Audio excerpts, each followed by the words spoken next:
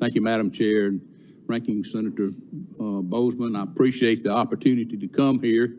I want you to know that I'm very honored. I never thought I'd get an opportunity to come before this distinguished committee, and I really appreciate it, and I'm also humbled by it, and I appreciate this opportunity. And I come here today for representing the U.S. Cattle U.S. Cattle Association, and I come to represent producers, backgrounders, and stockers, because that's the part that I'm involved in.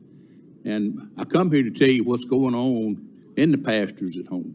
And I will tell you that I'm passionate about the cattle business. I've been in the cattle business my entire life. If you read my bio on my submitted testimony, you'll see that I've been involved in it my entire life. I do have a sideline of practicing law, but I'll assure you the part of my tax returns where I lose the most money is in the cattle business. So I have a definite interest in that. But I guess probably where it first hit home to me about what was happening to the marketing system in this country was back in the 70s, and it actually took place in Senator Grassley's state. He, in Iowa, I had a connection there where I could sell cattle, small groups of cattle, maybe 2-3 loads, to just independent farmers who had a bin full of corn, and they would take that corn and sell it through my steers and my steers and heifers that I sent them, and it was a good relationship. They paid a fair price.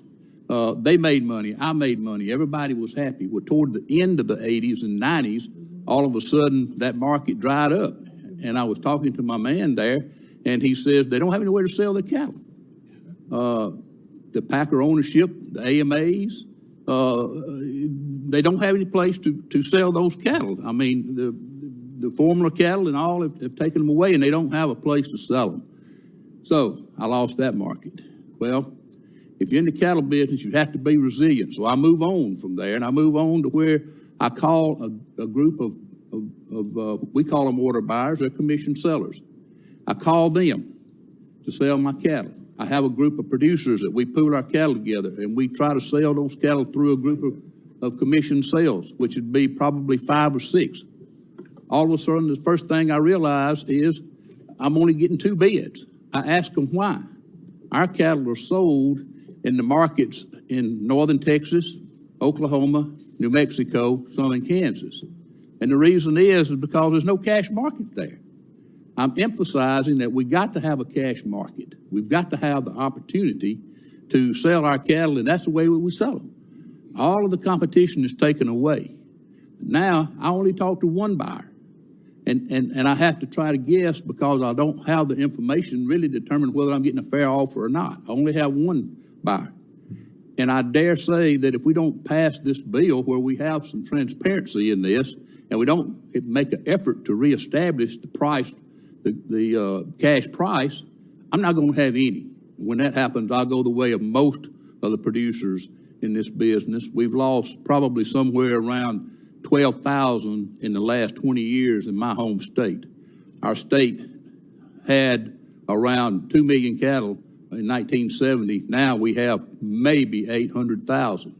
So there is a problem. And the problem all started taking place when we got consolidation of our packers and we got consolidation of markets and the AMAs came in. So I'm an advocate of this bill. I realize it may not be perfect, but I do think that we've got to do something, because if we continue to do nothing, which is what most of the opponents of this bill say, we're going to keep getting the same results. And I would seriously consider that that this bill may not be a lifesaver, but I think it might throw us a life raft anyway. And I thank you, Senator.